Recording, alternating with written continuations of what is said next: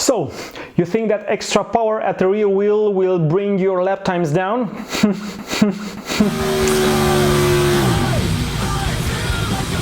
I have a story, my story, which proves the opposite. So, hit the subscribe button and let's start this video on.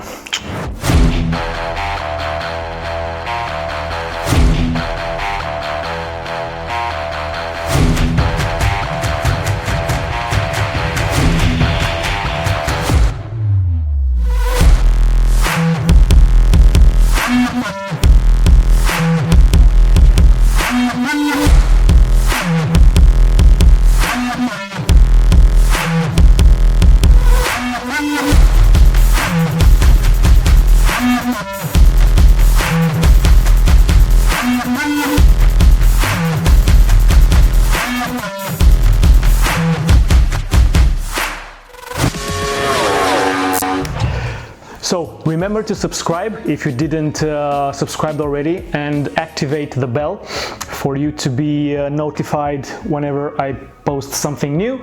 And now what I have learned about power.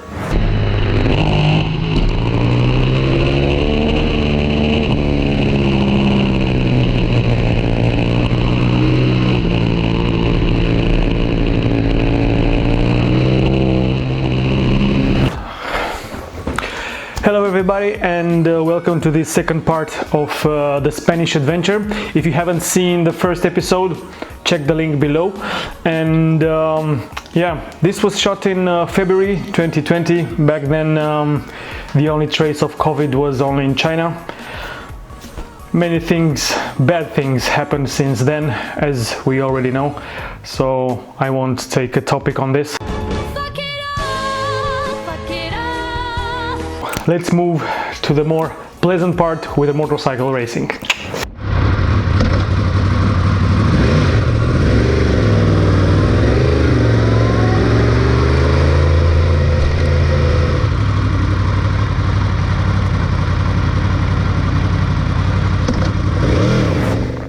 One of the most discussed topic among motorcycle riders is the power at the rear wheel. So, well, it's very easy to understand this topic, as we are all excited and into this game because of the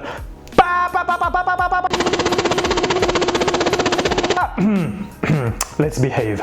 There are some factors and some myths out there about the power at the rear wheel, and there are many that still believe that changing an air filter and exhaust and not doing anything else besides that will just solve the problem of bringing some 10, 15, 20 horsepower at the rear wheel, but it's not the case. So just to keep it simple and basic, air intake, fuel injection and exhaust. These three parameters are, let's say, the most important regarding the power output, because the tuning of these three, the mixture between the air getting in, the fuel burn and the back pressure of the exhaust actually influences the whole thing regarding the power figure that we are so much willing to see it higher and higher. Nowadays the modern bikes, let's say, that have this learning feature of the ECU, what happens actually at a very basic level, there is an O2 sensor on the exhaust that reads mixture of the gases that get out, will adjust accordingly the ECU. Now this kind of adjustment, it's very light. What is the ECU? Well, the electronic control unit, or the electronic control module, ECM. It's that black box that controls everything that your bike does. How much fuel it gets into injectors, when, manages the whole electronics package, traction and everything else, of course with some input from the inertial measurement unit on 6-axis preferably.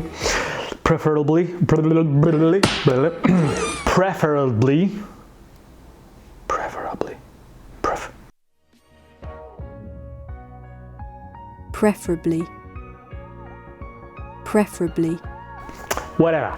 So this myth about when you just hear someone bro, I just changed my air filter and exhaust, I have 20 horsepower extra, man, at the back wheel. Well, situation is a bit different. Your power figures are lower if you don't do any changes to the ECU, meaning flashing it accordingly to the new changes that you brought to the motorcycle.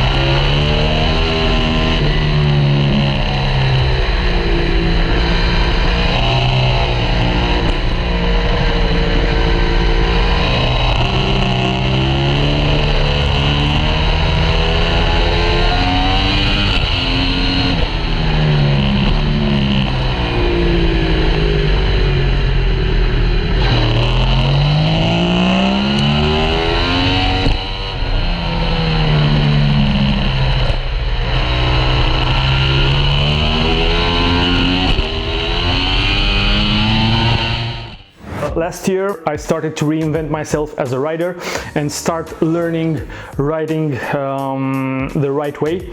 So I was not bothered at all about the power figures. Actually, I was much more interested to have a more friendly bike, a bike that wouldn't cause me any problems regarding power management. What does it mean? It means that it's very important when you're trying to learn to ride, not to have other factors that can interfere with your learning process, as you already are very busy with yourself. You are very busy thinking about what you need to do next in the corner, before the corner, changing the direction, how to change the direction. All these things are, let's say, so much information for your brain to carry on in that moment that definitely you don't need something extra to be bothered about. And this extra thing to be bothered with is the power output, because a much more powerful engine would cause you problems in that way of you'll have to tame the bike, and instead of getting focused on yourself, on how to develop yourself and how to ride better, you are concerned about how not to upset the bike, or you cannot apply what you need to practice because the bike is too aggressive. So my advice so my advice in this case, less power. I followed this path for last year, and I didn't bother about the power figure. So later on this video I will actually tell you a story of how I got 1 second slower adding 20 horsepower at the rear wheel.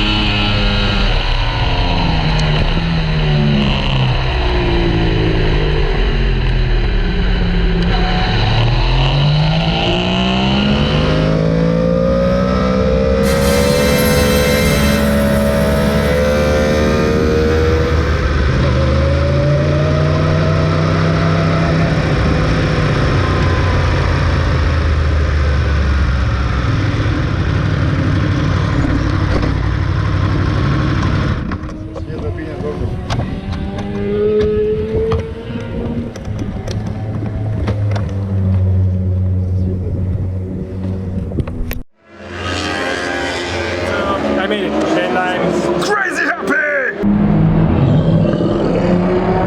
Thank you, coach. So, the power at the wheel in 2019 for my Yamaha R1 2018 is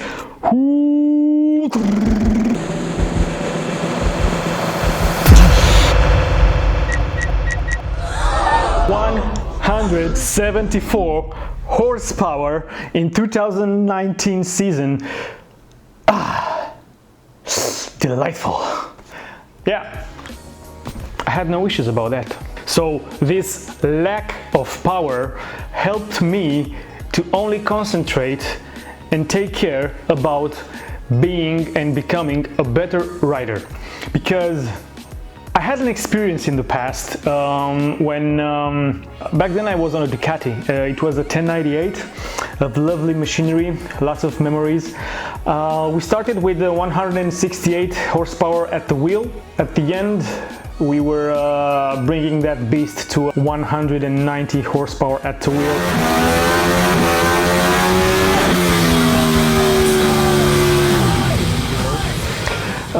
It was a beast. It was a beast and very, very hard to control.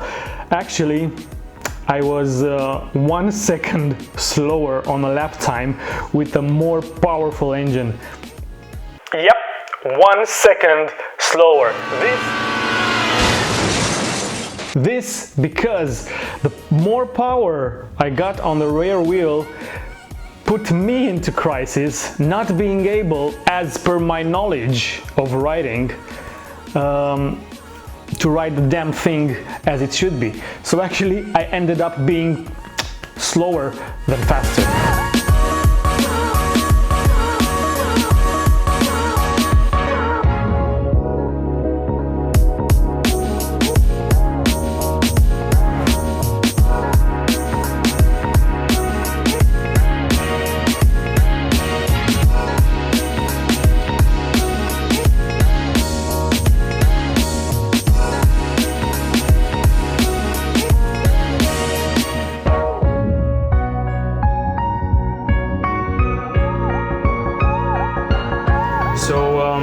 Last day, fun day, meaning that we can play a little bit around. So it's all about the almighty elbow down, so much talked about elbow down, which I'm right now about to change the sliders for the elbows, because these ones are quite done since last year. So let's do it!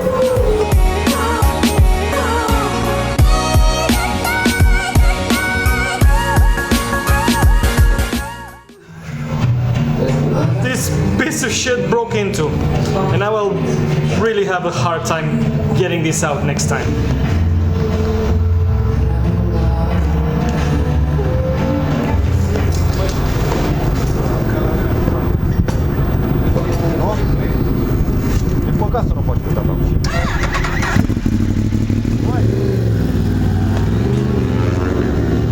A few moments later.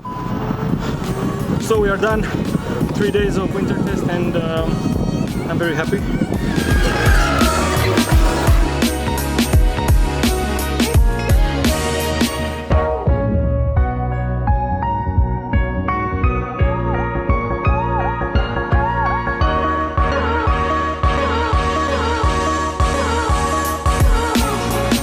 Power myth busted, at least in my case. So when I spend the money on gaining power, actually I got slower 1 second a lap.